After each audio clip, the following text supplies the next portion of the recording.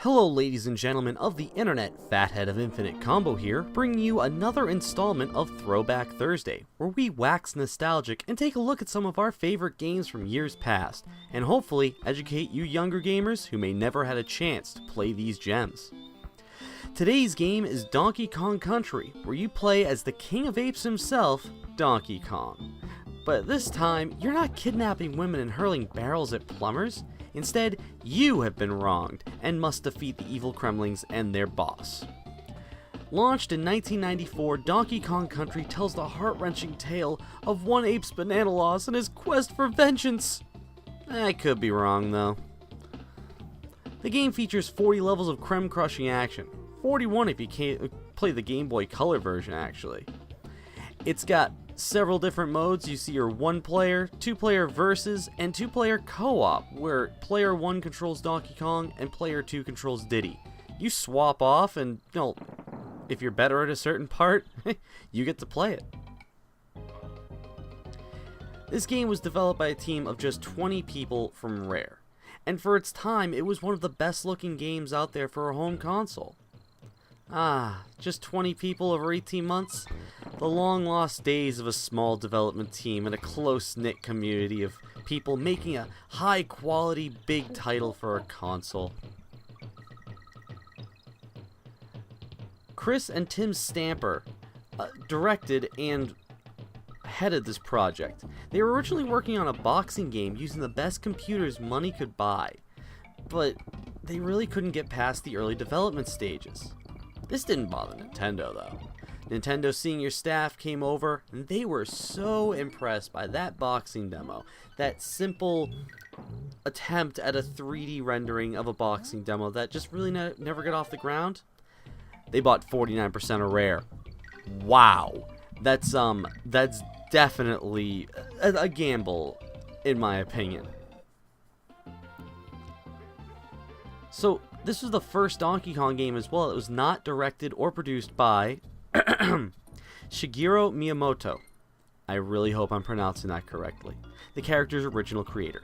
He was still heavily involved in the development, of course. After some crazy marketing campaign, Donkey Kong sold more than 9 million copies worldwide.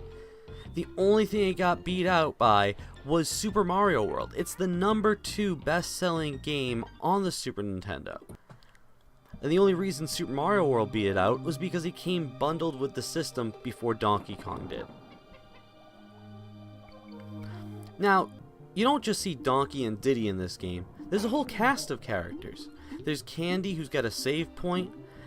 Cranky Kong, he gives you advice. He's the old school gamer who thinks, hey, I could beat these kids any day of the week, and he knows what he's talking about.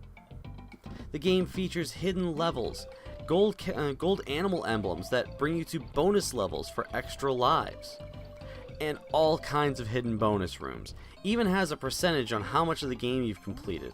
One of the earlier Super Nintendo games to have one too. Back then it was simply make the game super hard, and when the person beats it, that's their satisfaction. Funky is another great character. You want to go back to a previous point, hop in Funky's flights, and take a zip around the world. Now the early development of this game, when they've got a first playable demo and sent it to Nintendo, Nintendo actually told them to make the game less hard. They're trying to broaden the audience and pull in more people and not keep it to a real small knit group of hardcore gamers. They want everyone to enjoy them.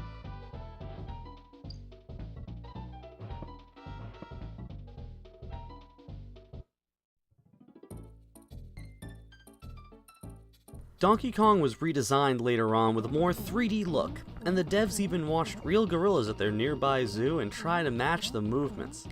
And after much observation and, well, not a lot of movement out of the gorillas, they decided the apes' real-life movements just wouldn't work well for a fast-paced platformer. The animations for Donkey and Diddy Kong, their movements are loosely based on horse galloping. Did science go too far? This was one of the first games to use pre-rendered 3D graphics for a mainstream home console. The Finnish game Stardust did it in the Amiga in '93, and Rare would go on to do it again with Killer Instinct later on down the road.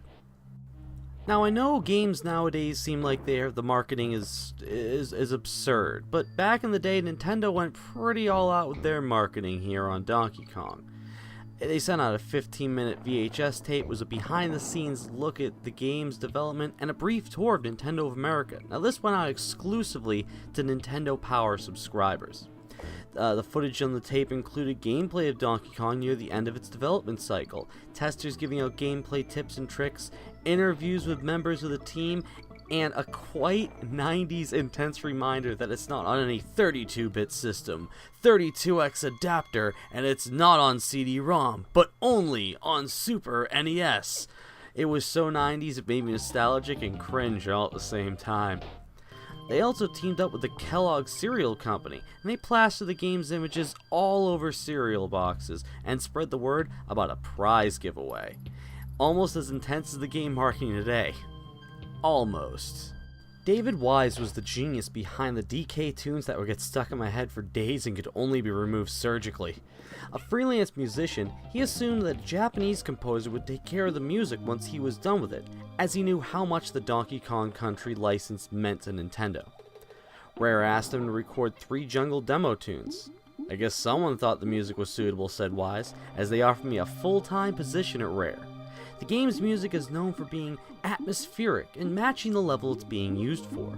This is quite impressive, as you traverse everything from African-inspired junglescapes to industrial factory-like settings and even the tundra at the top of the island. Now for you younger viewers watching, this game had cheat codes. No. Not hacks, not mods, not things that people would use in an online match to gain an advantage. These had cheat codes. These things were built into the game, and they were designed to give players an advantage. Maybe you're having a tough time with the game and didn't have enough lives. There's the barrel code for that, 50 lives out of the gate. Oh, you're playing co-op with a friend and he never wants to let you play? Punch in the bad buddy code and take control whenever you like. These codes were fun, they helped you out in a pinch, and they even messed with your friends when you felt like screwing with them. But some of these things that were in the game weren't codes, they were glitches, and because these systems weren't hooked up to the internet and couldn't be updated every 6 months to make sure they were running optimally, these glitches live forever. Like a glitch in the minecart level where if you crash into a minecart, hold Y and B at the same time, you can then fly around the level. Now you're thinking, why would they release it with this? Well, small team, everyone picks up on mistakes, but some of these glitches they couldn't get to go away. Now you can't beat the level like that, but you sure as hell can have some funny looking footage with it. And these things will live on forever despite how old this game gets, and it really is what makes it a classic. Hidden levels, cheat codes, and funny glitches that you can exploit for your own purposes, and no one's going to tell you otherwise. Upon release, Donkey Kong Country received high marks across the board from both players and reviewers alike. Critics claimed that it saved the NES in a time when the PlayStation was growing in popularity and the Sonic the Hedgehog series was really taking hold. The vibrant colors and groundbreaking graphics really set it apart from the crowd and caught a lot of reviewers off guard with the fact that a 16-bit system could render these kind of graphics. They praised the 3D character animation and detailed backgrounds in the game. Even GamePro declared that Donkey Kong Country has all the elements of a classic, outstanding graphics, involved gameplay, and lots of hidden stuff. The game was re-released in a console bundle and gave it another 1 million copies sold, and was awarded a Player's Choice title and another re-release on Game Boy Color and Game Boy Advance. Since then, the game has been re-released on almost every modern Nintendo system, including the Wii, the Wii U, and the new 3DS. It spawned many sequels on the Super Nintendo, the N64, the Wii, and the Wii U, not to mention the other games like Diddy Kong's Racing and DK Jungle Beat, as well as playable characters in Super Smash Bros. At this rate, these two primates will outlast Mickey Mouse. Well, I hope you guys have found this Throwback Thursday entertaining as well as informative. Go ahead, if you like the video all that much, like it, share it, and subscribe down below. It really means a lot to us, helps us stay motivated, helps us keep making content for you guys. Well, I'm just gonna leave you alone with this final fight with King K. Rool, and hopefully this has inspired you to not rip so much on the old games, because they were pretty awesome too. And until next time guys, stay infinite.